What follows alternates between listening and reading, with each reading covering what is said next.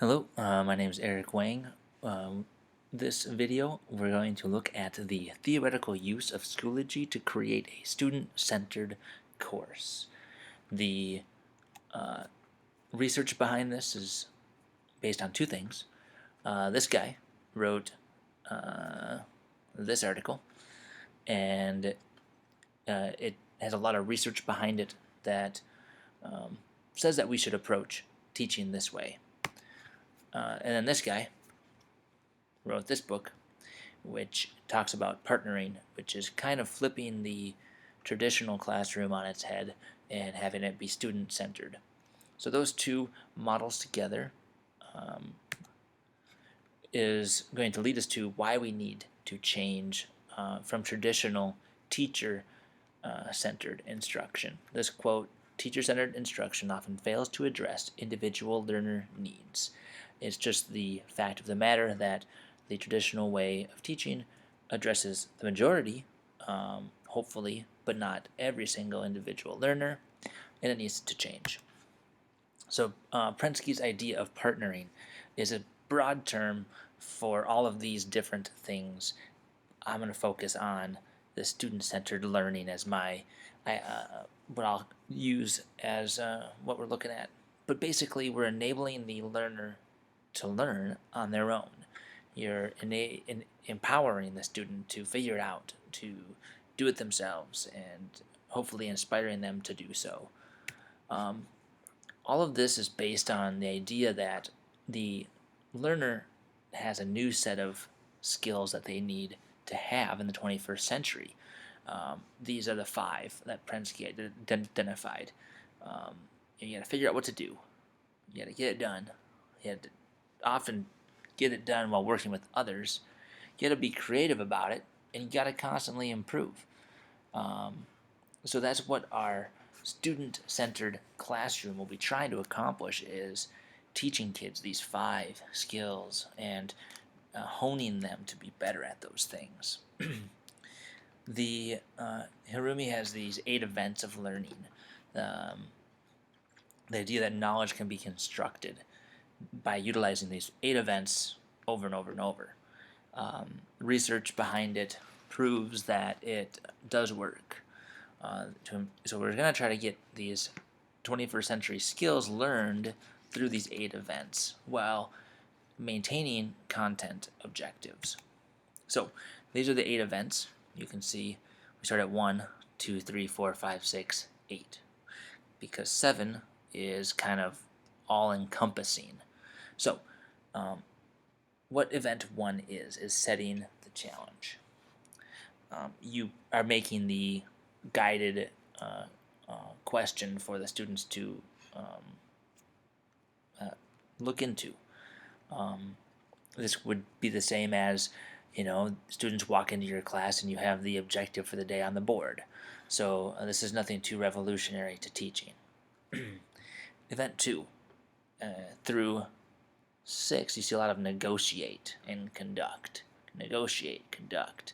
Negotiate is a key word because the student-centered approach, this idea of partnering with the student, is based on communication, and the students have a stake in it, and they have the power to negotiate. So that word is scary, but only if you're worried about losing control or thinking that the students won't want to learn.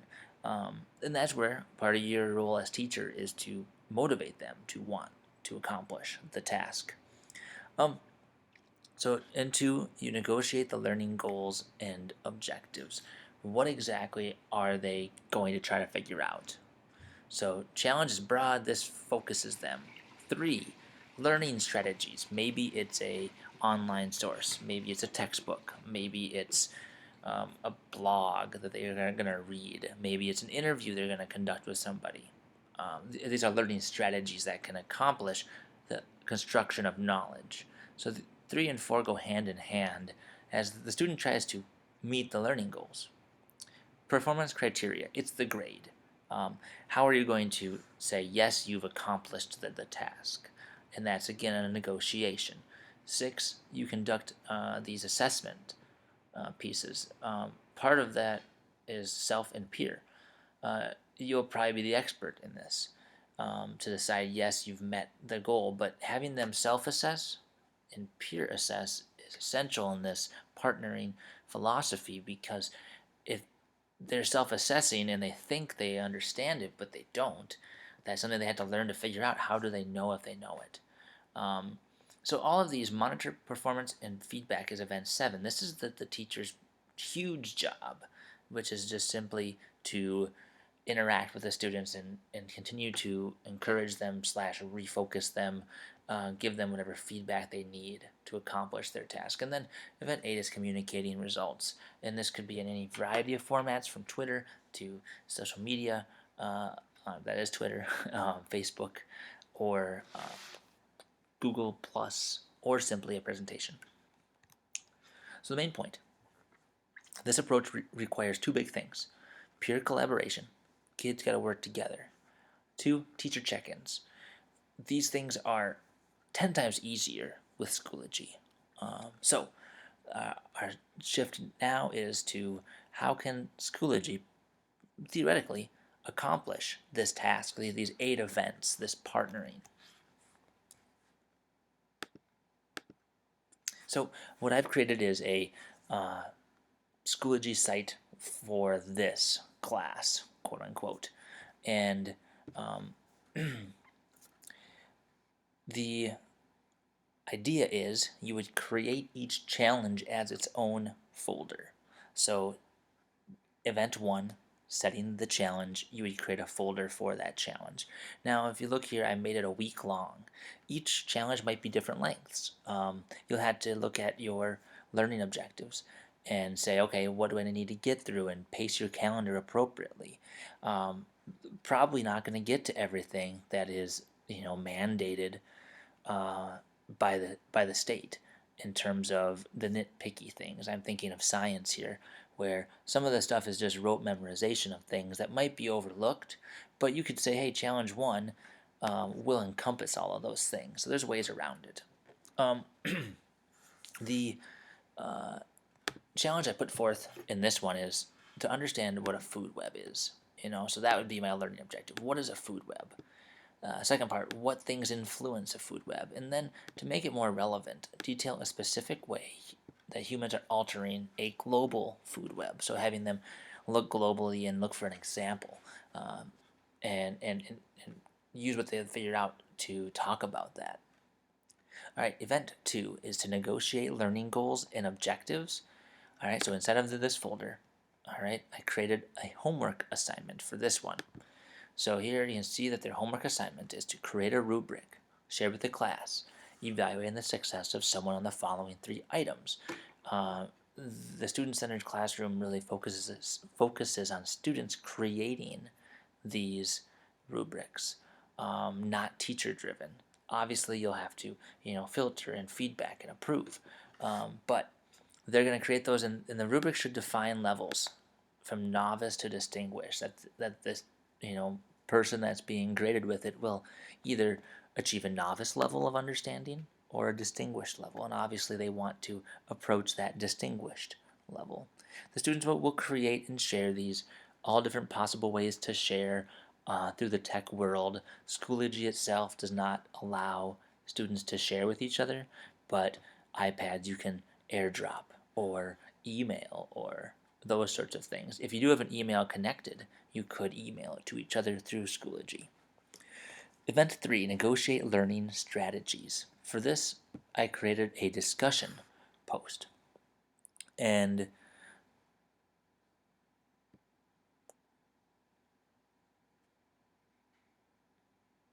let me find it here. Learning strategies, there it is. The idea is that students will discuss their ideas for how they could learn these goals. So learning strategies, I could say, I am going to watch YouTube videos about food webs. Done. Post. One thing I did with this on Schoology is I made it so that you could only, this little button here, only see things after you post. All right, because I would think that students would come on here looking for ideas, not coming up with their own. So I wanted to try to make them think of their own. Now the point is they could use whatever they wanted to. So they post, I want to look at YouTube videos. They could change their mind if they saw something that was a better option. But I wanted them to think of one on their own. All right, step 4, constructing knowledge. This is simply doing the research, doing the finding out what the answers are. And so for this one, I just created a discussion post that is open at all times. And so let's say somebody found a great link, that just was awesome. So we'll just go here, food webs, and we'll look under videos. And oh, Bill Nye was awesome. So I got my Bill Nye video here. Copy that. So now in this discussion post, I'll just say, oh, Bill Nye, and then post that in.